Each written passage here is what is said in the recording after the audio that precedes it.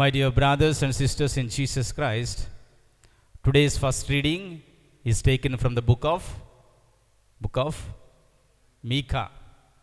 So today's scripture readings is inviting us two important points from the first reading. The first point is what God wants from us. The second important point is what God does not want from us. What God wants of us, what God doesn't want of us.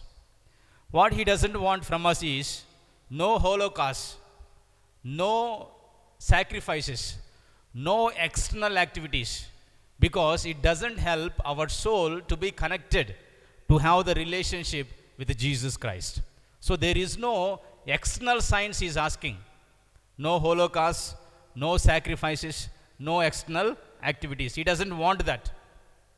But what He wants is to do justice, to show love and kindness, and to walk humbly with God. So, my dear brothers and sisters, do's and don'ts. Today we hear from the first reading. What we have to do is, we have to do justice. We have to show love. We have to show kindness. And we have to walk humbly with God, my dear friends. What is our problem is, we expect justice from others. We expect love and kindness from others. But we forget that we have to do justice.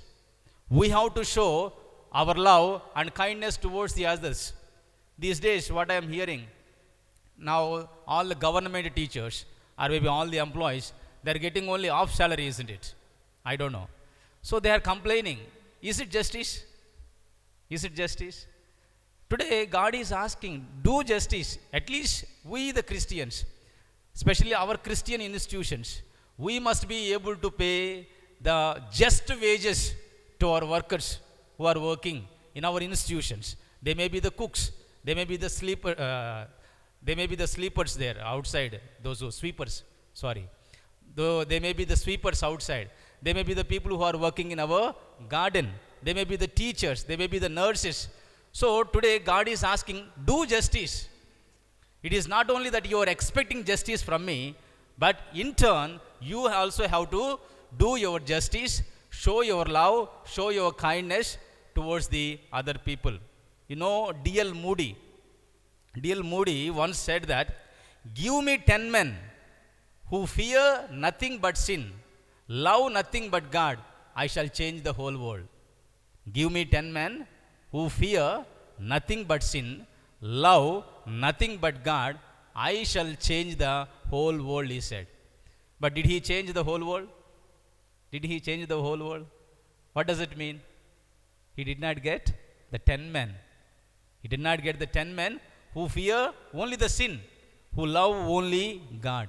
So very, very few of us are loving God with all our heart, with all our soul, with all our might. So today God is inviting us, do justice, show your love, show your kindness towards the others, and walk humbly with God. Walking with God, how we have to walk? How we have to walk? With humility.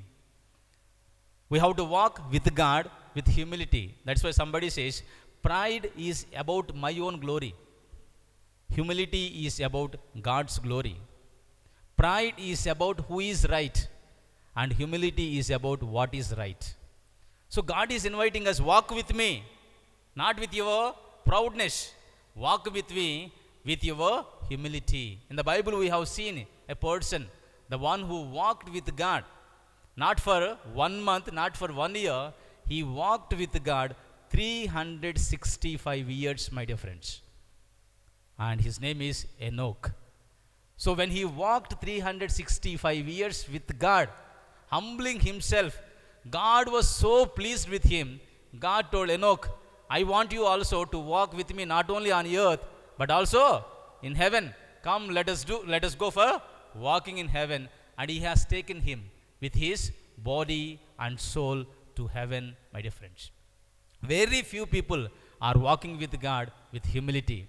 Very few people are loving God, only loving God. Very few people are just letting the sin away from their lives. So today's first reading is inviting us again to do these three things. The first thing is do justice. The second thing is show your love and your kindness towards the others. And the third thing is walk with God with humility, my dear friends. Coming to the gospel, today we heard the lamentations of our Lord for the unbelief and the stubbornness of the many of his people, those who do not have faith in him. So we need to ask ourselves, am I the one, the unbeliever? Am I the one who is so stubborn in my faith, not able to believe the word of God in our lives? So today Pharisees and the scribes are coming and asking Jesus, Teacher, we wish that you show us a sign. We want to see a sign from you. And Jesus is telling them, you wicked generation, you adulterous generation, you evil generation, no sign shall be given to you except the sign of Jonah. This is very important, my dear friends. Jesus is saying, I am not going to give you any sign. All the signs are over. But no sign shall be given to you except the sign of Jonah, my dear friends. Once, a little girl was talking to her teacher, science teacher, about the whales. And the teacher said, it is physically impossible for the whale to swallow the human beings. Though the whale is the big animal, it doesn't have a big throat, big mouth to swallow the human beings. And the little girls stated that, but in the Bible, Jonah was swallowed by the whale. Then the teacher got irritated and said, I told you already, it is physically impossible for the whale to swallow the human beings. Then the little girl replied, okay, madam, then when I get to heaven, I will ask Jonah how it happened, how he was swallowed by the whale. Then the teacher asked her, what if Jonah is in the hell? Then the little girl replied, then you ask him, teacher. Then you ask him. The little girl was so sure that where she will go? She will go to heaven. And the little girl was also so sure where the teacher will go? Hell. Why? What is the reason? Because the little girl believed whatever the word of God is there. But the teacher was not able to believe. And she was saying, it is physically impossible to swallow the human beings. And even Jonah was not swallowed by the whale. So she is so sure. So also, my dear friends, we need to ask ourselves, are we believing the word of God fully? Or are we having our own doubts? And coming to Jesus like the Pharisees and the scribes, Lord, I want a sign. I want a proof from you. Do this miracle so that I will believe. If you don't do this, I will not believe in you. Are we like this teacher? Are we like these Pharisees and the scribes? Are we like this small girl, this little girl who simply believed the word of God, my dear friends? We shall never doubt the God's word. We shall never put him to the test like the Pharisees and the scribes. We shall be the people who repent for our sins like the people of the Nineveh, my dear friends. Repentance is a change of mind and heart. Repentance is a change of mind and heart.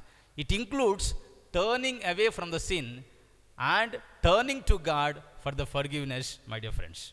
To repent is to change one's attitudes towards self, towards sin, towards God, and towards Christ. So, if you are a person who is repenting each and every day, your attitude should be changed towards your life, towards the sin, towards the God, towards the Christ, my dear friends.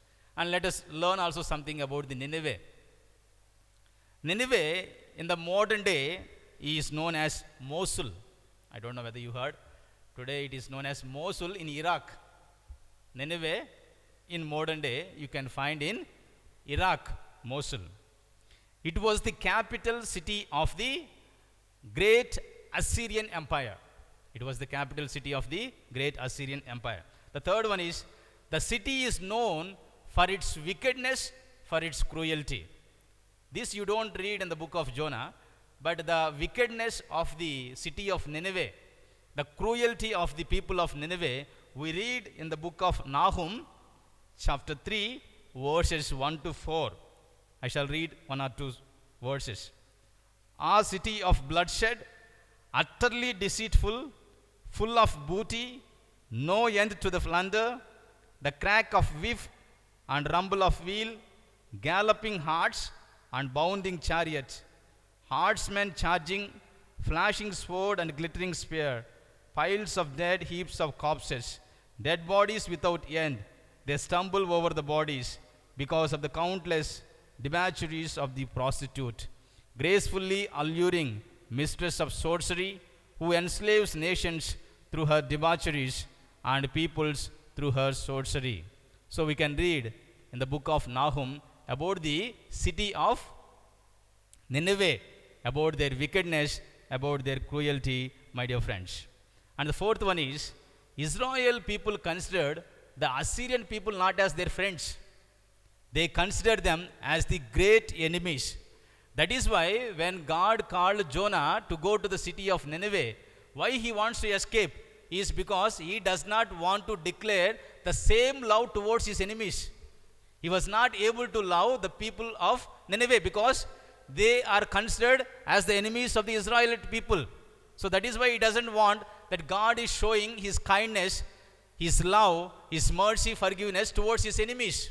That is why in today's first reading we see, show your kindness, show your love, and do justice to the people.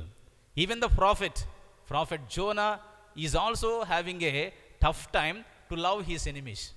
So it is very tough also for us to love our enemies, to show our love and kindness towards them. That is why we see Jonah, was he interested to go and preach there? Even in the second time, he was not so much interested. After coming out of the whale, he walked for 1 day. The Bible says he walked for 1 day.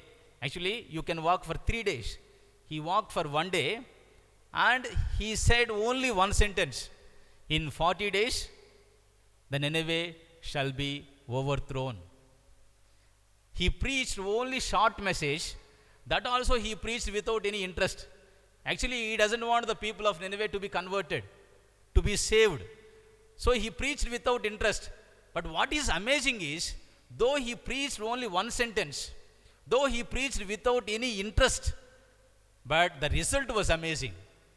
The result was, from the king to the poorest people, all the people of the Nineveh, they were repented and they were fasting.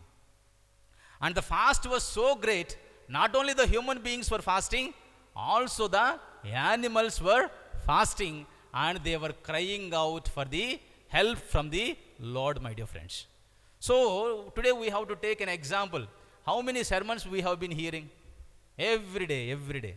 Suppose if I preach for 5 minutes or 10 minutes, they say, today is very less, Father. Today is very less. Actually, it is not only the people, 10 people here. If many are watching, so you have to preach 25 minutes, 30 minutes. That is the order that I got. That is why I am taking little more. You understand? So I have to preach 20 minutes every day. But this Jonah only preached one sentence. If you don't repent, in 40 days, the Nineveh shall be overthrown. But the result was so amazing, my dear friends. So also we have to take an example like the Nineveh people, that in order to come back to the Lord, we have to repent our sins. The book of Jonah has only 4 chapters. It has got only 48 verses. And if you count, it only will have 1300 words. And if you read the book, only maybe 15 minutes it will take. So today I would like to ask those who are watching online, those who are here, take 15 minutes and read the book of Jonah.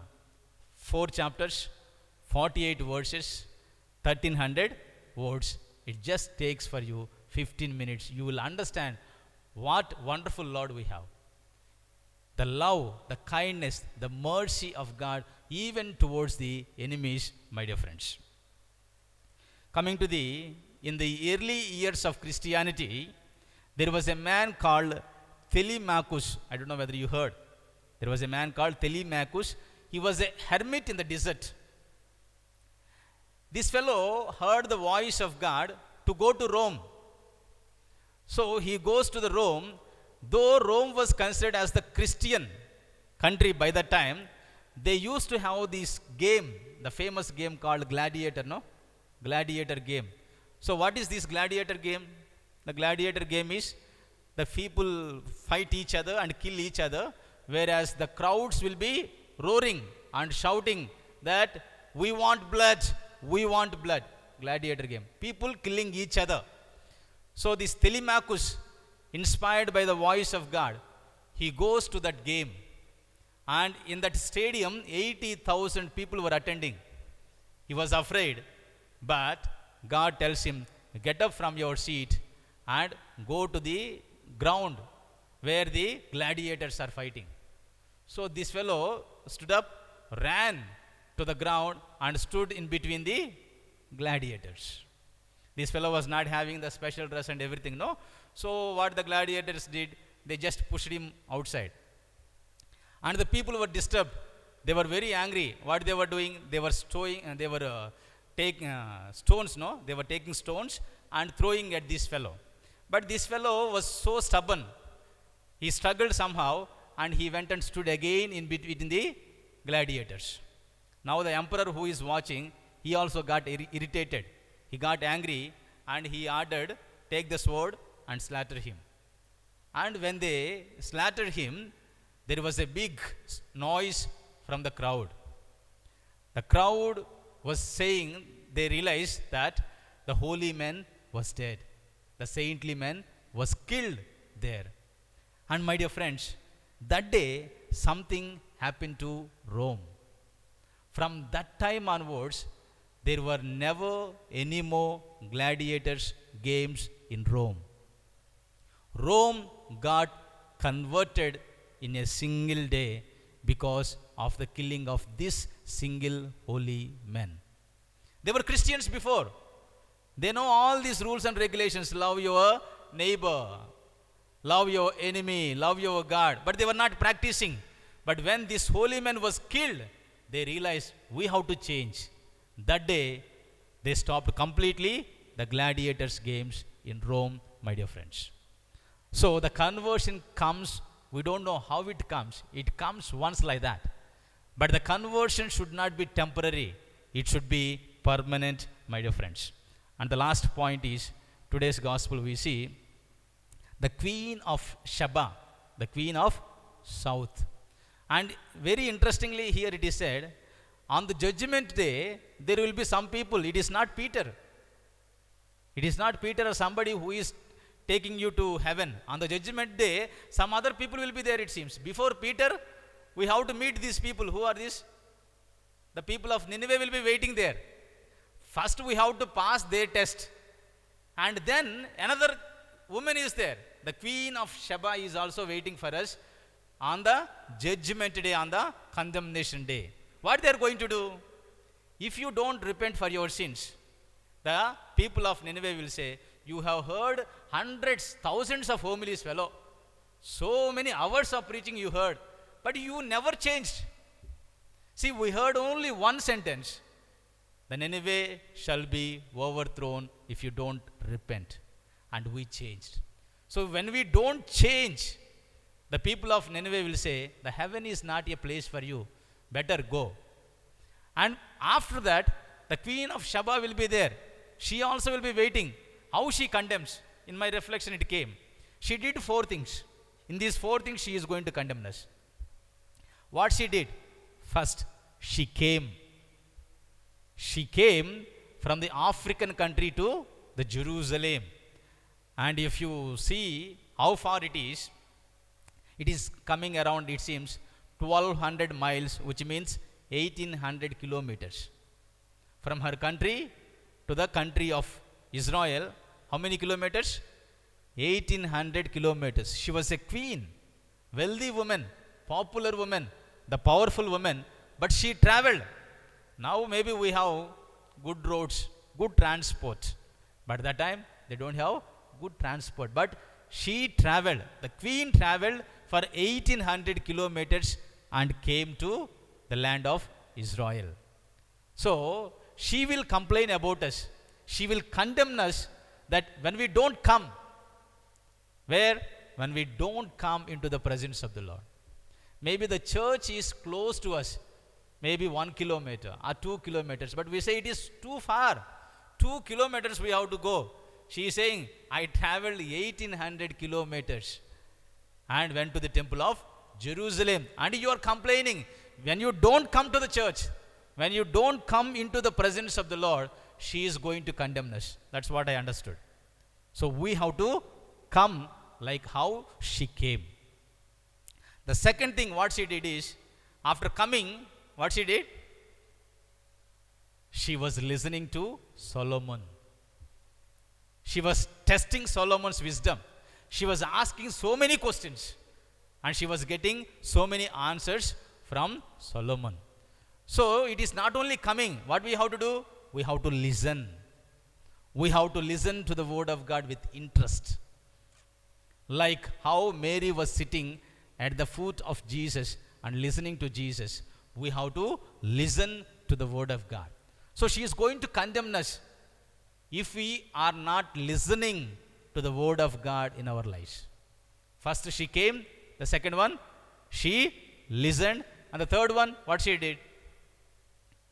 What she did? She was praising. She was not praying. Praying is different and praising is different. Praying means only begging. Give me that, give me this, and so on. What she was doing? She was praising God. She was praising Yahweh. What she was saying? You, the Lord of, the creator of heaven and earth, now you have decided yourself to stay in this temple. So I praise you and I thank you. Second, for choosing Solomon, the wise king, I praise you, Lord. So she was praising God for the wonderful and the beautiful things that the Lord had done. So also we should be the people. It is not only coming, it is not only listening, we have to praise the Lord for all the marvelous, wonderful things that we have been experiencing in our lives. And the last one, what she did? And the last one, what she did? She came, she listened, she praised, and she offered. She offered the gifts, the beautiful gifts. According to, I don't know, according to some books, it is said 2,990 kgs of gold she offered, it seems. How much? 2,990 kgs of gold she offered. For us to give 10 rupees only very difficult, no, isn't it? See, this woman coming from Gentile background, she was never knowing about Yahweh, but she did these 4 things. That is why her name is written in the Bible, and he is saying, we the Christians, when we die and go to heaven, before that we have to pass her, and she is going to condemn us in these 4 things.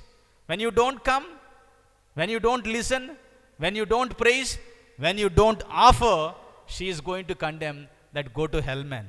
This is not your place. In the Bible, my dear friends, I am coming to conclusion. There are 4 kinds of gifts are there. First gift is God was giving gift to the humanity. Where do we find that one? God is giving gift to the humanity. What gift he gave?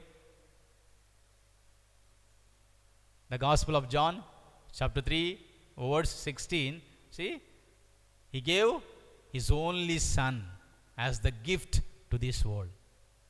Second one is the Queen of Sheba is giving gifts to Solomon. What I told you, 2,990 kgs of gold, it seems. And another spices are there. And another precious things also is there. So queen is giving gift to the king. The third is the king is giving gift to another king. That also we see in the 1 Kings chapter 10, where when you go home, you read. The King Solomon was giving 20 cities as the gift to another king. And that fellow is coming and saying, you, my dear brother Solomon, are you giving these hopeless cities to me? These are useless cities to me. He did not give the best ones. He gave maybe like Nalgonda, Warangal, not like Hyderabad, it seems. So he gave the useless cities to another king. And the fourth gift is the humanity was giving gifts to God. That is gold, frankincense, and myrrh.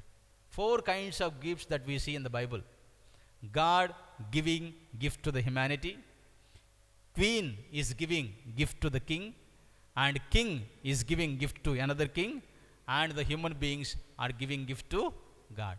Which is more precious among all these? Which is more precious among all these gifts? God giving His Son as the gift to this world. He is giving us the gift. What we have to do? We have to take it. We have to embrace it. We have to consider it as the precious ones. You know, in America, the Statue of Liberty,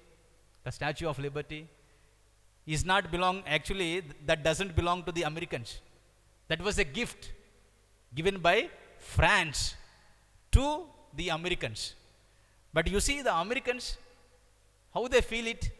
They feel the pride in that. Whenever you see America in television or anywhere, first one which you see is the Statue of Liberty. They gave more importance, more value to the Statue of Liberty, which was actually the gift given by the France to the Americans. It is simply the statue, but they are giving more importance to that. God is not giving us simply a statue of Jesus. God is giving the Savior to us.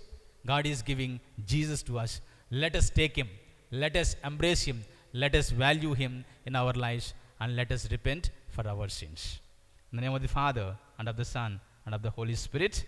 Amen.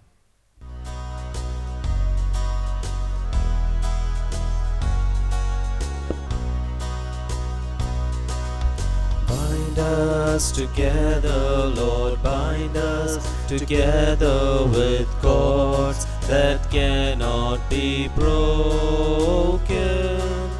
Bind us together, Lord, bind us together, Lord, bind us together in love.